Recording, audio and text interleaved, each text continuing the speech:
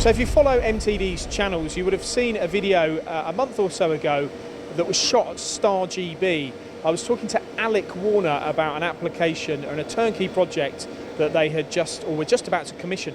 And here it is. I'm at TNC Precision in Essex with Steve Westall. Steve, you purchased this Star machine for the application we looked at. Just to start with, tell us about how it all happened and how it came about. Well, basically, we were looking for probably another MY machine. We were up to capacity on the machines that we've got. This job landed on my desk, which I at first discounted. It's a job that's been, a component that's been made in China. We looked at it, we thought there's no way we can get around to that time.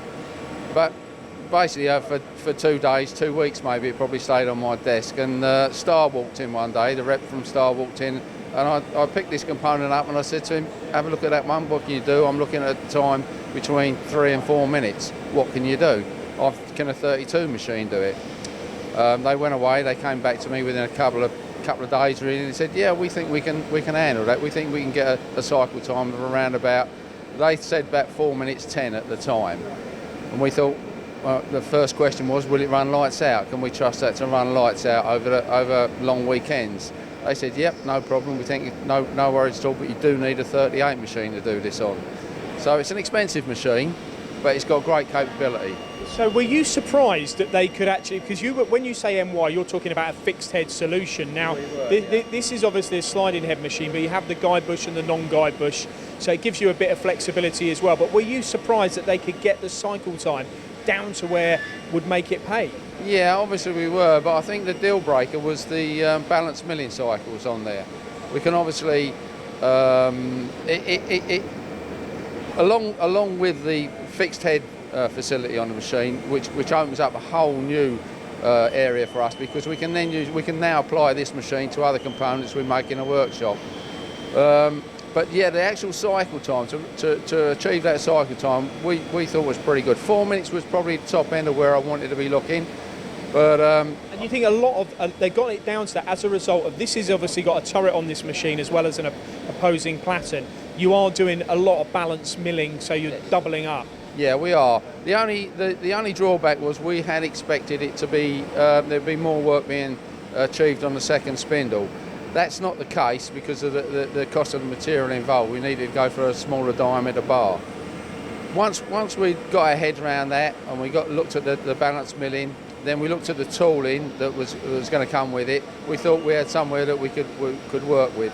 That, coupled with the fact that we could run it lights out, we were in with a good shout. All I needed then from the customer was a decent order to allow me to go out and purchase the machine. Which subsequently happened, and then you went to Star and obviously you ordered the machine. Yep. How did the whole turnkey work? You know, tell us about the success from start to finish. Well, really, we needed to. The components are obviously being purchased in China. There's always a problem logistically if components could be on the water when they need them. You know, there's long delivery times, long lead times. So it's not a very responsive way to buy it. The customer needed to be able to get hold of components quickly if they'd run out of stock or if there was a problem with the components they had. So when we went back to them, we needed to get this up and running by around about April time this year. Originally it was sort of February time, but we said that really wasn't achievable. So the turnkey package was, that came about because we needed to, we wouldn't normally buy a turnkey package, I'll be perfectly honest with you, but we needed to get the machine, we didn't know the machine, we needed this to land and we needed to hit the floor running with it, which we pretty much did. Now it's here. They achieved what they said they were going to achieve in the timescales that you wanted it. But you've actually, since then, you've managed to take even more off the cycle time. Yeah, I think when it originally hit here, we were doing about 4 minutes, 10 seconds, 4 minutes, close to that anyway. And I think we're down now about 3 minutes, 13 seconds. A hell of a sophisticated bit of kit, this SV38R. Were you surprised that the type of application we're talking now, most people would look at, and they did on the last video, and think, well, that's for a milling machine. But it's all changing, isn't it? Yeah, it is. It is changing. We looked at it on a 5-axis, and to be fair, our next purchase will be a 5-axis milling machine. But for this capacity, for this type of component, when we looked at a 5-axis, that couldn't touch this, couldn't get anywhere near that time. It's just the balance milling cycles on this that make it such a competitive machine, and it's going to open up a world of work for us. Did you ever have the worry about maintaining the precision of the part though? I mean, you talk about running 20 hours a day. Your doors open here, you know, a hot summer's day, growth of the machine, all of those elements. Were they factors in your mind? Yeah, they were, but we'd recently bought a 12mm machine from Star, and we're holding 5 micron limit on that. This component isn't particularly tied up. I think you're talking about 0.1 limits on it pretty much everywhere.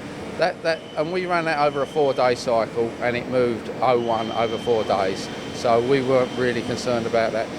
There's always a concern. There's always a concern if you're going to damage the part on the second spindle, on pickups and that, but none of that has been an issue. What about the material grade? Because that's another point as well. Yeah. How's it going to handle when you're cutting? What is it? The material is aluminium 7075, so it's an aircraft grade. It isn't a cheap material.